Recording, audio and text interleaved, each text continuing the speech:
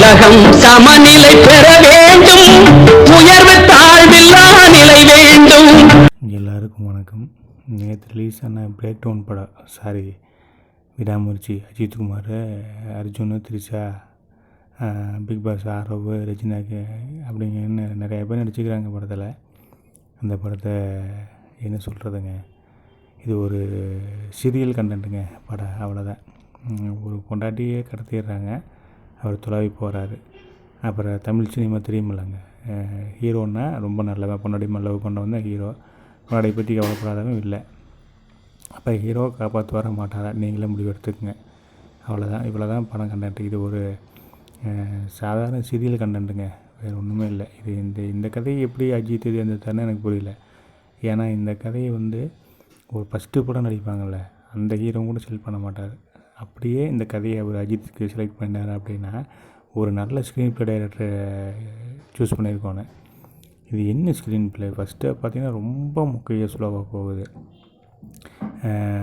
இந்த flashback, reel, ப்ரெசண்ட்டுன்னு மாறி மாறி வருது. அது ஸ்க்ரீன் ப்ளே முக்கையாக இருக்குது.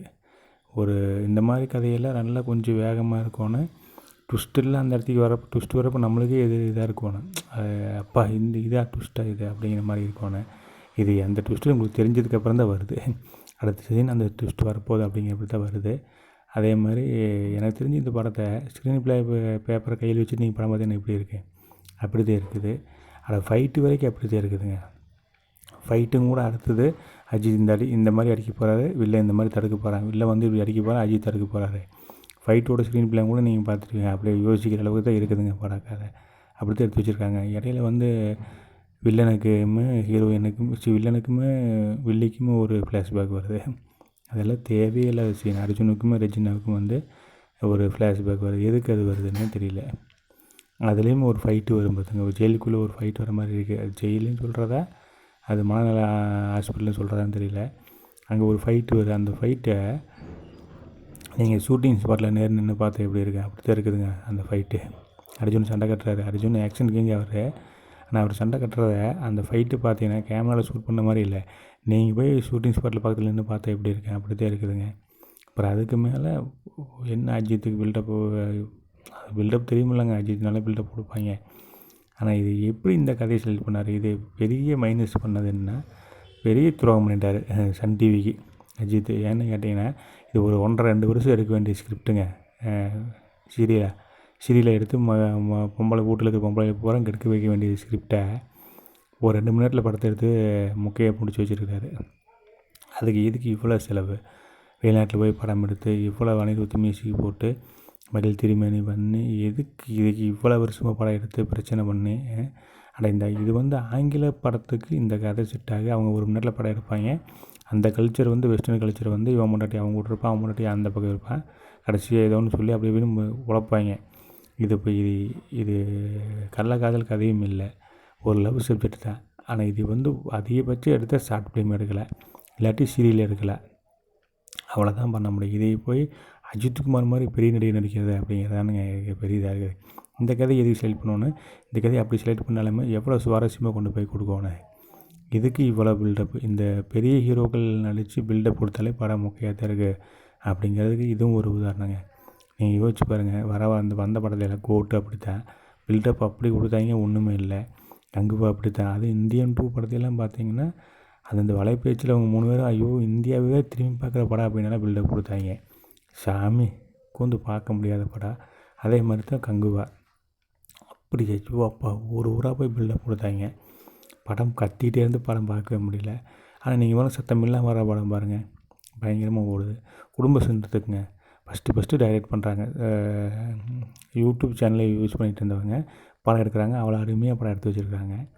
சின்ன படங்கள்லாம் எவ்வளோ நல்லா வருது. இந்த அஞ்சாமை படமெல்லாம் ஓடவே இல்லை. அதெல்லாம் எவ்வளோ அருமையான படம், நாட்டுக்கு தேவையான படம். அந்த படத்தில் ஓட வைக்கல. அஜித்குமாரில் நோகாமல் சம்பாதிச்சிட்டு போகிற மாதிரி பண்ணிகிட்ருக்காரு. அவர் ஏன் இப்படி பண்ணுறாருன்னு தெரியல. இன்னும் புதுசாக படம் நடிக்கிற மாதிரி ஒரு கதையை செலக்ட் பண்ணி அதை டைரக்டர் கொடுத்து அவங்க போட்டு ஒரு ஸ்க்ரீன் ப்ளே முக்கிய எழுதி வச்சு புதுசாக எடுக்கிற ஒரு டைரக்டரும் கூட நல்லா எடுக்கிறாங்க. இவ்வளோ படம் எடுத்து எக்ஸ்பீரியன்ஸ் இருக்கவங்க மகிழ் இப்படியே முக்கிய எடுத்து வச்சுருப்பார். கழக தலைவன் பார்த்தோன்னே தெரிய வேண்டாமா அஜித்துக்கு. ஸோ இது என்ன மாதிரி இல்லை, அவர் தலைக்கு மசரு கொடுக்குற மரியாதையும் கூட ரசிகர்கள் கொடுக்குறது இல்லைங்க. முதல்ல அஜித் வந்து தனக்கு செட் ஆகிற மாதிரி கதையாக யூஸ் பண்ணுறாரு. அப்படி கதையை யூஸ் பண்ணக்கூடாது இல்லைங்களா? பார்க்க போகிறது மக்கள் தானே. மக்களுக்கு எப்படி பிடிக்கும், மக்களுக்கு கொண்டு போய் நம்ம என்ன சொன்னால் புரிய, எப்படி தெளிவாக கொண்டு போய் கொடுக்கணும், எவ்வளோ சுவாரஸ்யமாக இருக்கு. அவன் 500 கொடுத்து டிக்கெட் படம் பார்க்க வரான். எனக்குன்னா அவன் 500 டிக்கெட்டை 1000 வாங்கிட்டு கூட வர்றான். அப்போ அவனுக்கு அந்த 500 ஒருத்தா நம்ம கதை கொடுக்கணும், நல்ல படத்தை கொடுக்கணுங்கிற ஒரு அக்கறையே இல்லைங்க அவருக்கு. தலை மசருக்கும் கூட டை அடிக்காமல் இருக்காரு. அதுக்கு என்ன காரணம்? சால்ட் அண்ட் பேப்பரை ஒன்று ஸ்டைலாக கெத்த வச்சுருக்காரு இல்லைங்க. அப்படி இல்லைங்க. நீங்கள் நடிகர்கள் எடுத்து பாருங்கள். ரஜினி எடுத்துக்கங்க, கமல் எடுத்துக்கங்க, அப்புறம் விஜய் எடுத்துக்கங்க. இப்போ நிறைய ஹீரோ வந்து கலரிங் பண்ணிகிட்டு தான் இருக்காங்க, தலைக்கு டை அடிச்சுட்டே இருக்கிறாங்க. அது டை அடிச்சனால என்னாச்சு? மண்டை சொட்டையாகி போச்சு. ரஜினி ஆகிட்டு கமல் முடி நட்ட வச்சுருக்காரு, விஜய் விக்கி வச்சுருக்காரு. இது எல்லாம் தெரிஞ்சவர் அஜித் என்ன பண்ணுவார்? போட டை அடிச்சா தாண்டா முடிவு போகுது, உண்மையில டை அடிக்க மாட்டேன்னு சொல்லி போட்டு டை அடிக்க முடியாது, அப்பப்போ அடிச்சுக்கிறாரு. இவங்களை மாதிரி கண்டிப்பாக ரெகுலராக அடிச்சுட்டு இருந்தாருன்னு வச்சுங்க. அஜித் விஜய், கமல், ரஜினியெல்லாம் ரெகுலராக டை அடிச்சுட்டு இருந்தவங்க. சுத்தமாக முடியெல்லாம் சுத்தமாக கொட்டி போச்சு இல்லைங்களா? அதனால அதை தெரிஞ்சு விட்டு டை அடிக்காமல் விட்டார். டை அடித்தா முடி போயிடு அப்படிங்கிறதுக்காக டை அடிக்காமல் சால்ட் அண்ட் பேப்பர்னு ஒரு புது ரூல்ஸை கொண்டு வந்து அவர் கெத்தாக காமிக்கிறாருன்னு பில்டப் கொடுத்துட்டாங்க. ஆக்சுவலாக இதை உண்மை. முடிக்கு கொடுக்குற மரியாதை அக்கறையும் கூட தான் ரசிகர்களுக்கும் மக்கள் மேலேயும் அவர் காட்டுறது இல்லைங்கிறது தான் என்னோட தனிப்பட்ட கருத்து. அதுதான் உண்மையும் கூட. நீங்கள் இது அஜித்தே கடவுள்னு சொல்கிறவன் என்னை திட்டிட்டு போகிறான், அது எனக்கு பிரச்சனை இல்லை. ஆனால் இது என்னங்க படம்? இது முதல்ல இந்த கதையை செலக்ட் பண்ணலாமா? சும்மா தமிழ் டைட்டில் வச்சுட்டா மட்டும் அந்த பத்திக்கிச்சு பாட்டு அருமையாக இருக்குது. அந்த பாட்டை தேவையில்லாமல் யூஸ் பண்ணி வச்சுருக்காங்க. ஃபஸ்ட் ஸ்டாப்பும் ப்ளூ சட்டையும் கூட ஃபஸ்ட் ஸ்டாப் நல்லா இருக்குங்கன்னு சொன்னாப்புல. எனக்கு ஃபஸ்ட் ஸ்டாப்பும் என்னங்க ஃபஸ்ட் ஸ்டாப்பு இவ்வளோ இவ்வளோ ஸ்லோவாக போவீங்க. செகண்ட் ஹாப்பு ஒன்றுமே லவ், இது ஒன்றுமே இல்லாத கதைங்க. ஒரு 10 நிமிஷம் ஷார்ட் ஃபிலிம் எடுக்க வேண்டிய கதை. மீறி போனால் 2 வருஷம் 3 வருஷம் எடுக்க வேண்டிய சீரியல் ஸ்கிரிப்டு.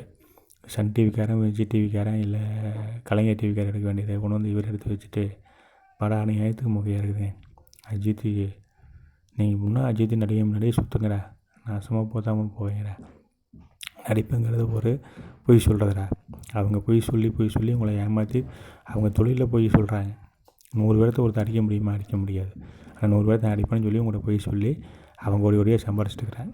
பொய் சொல்லி சம்பாதிக்கிறோன்னா இந்த உலகம் கடவுளும் தலைவன்னு கொண்டாடுது. நீங்கள் என்றைக்கு நடிகனை தலைவனை கொண்டாட ஆரம்பிச்சிங்களோ அன்றைக்கே தமிழ் மக்கள் முட்டாளாகி தமிழ்நாடு நாசமாக போகிறக்க ஆரம்பிச்சிச்சுடா. நாசமாக போகுங்களா? இந்த படமெல்லாம் சத்தியமாக பார்க்கவே முடியாதுங்க.